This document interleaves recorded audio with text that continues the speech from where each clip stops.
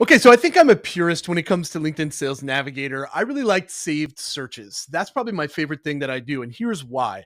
If you look at all your saved searches, these are searches that you've already defined. What I'm interested in is over time watching the green text that's underneath grow in number.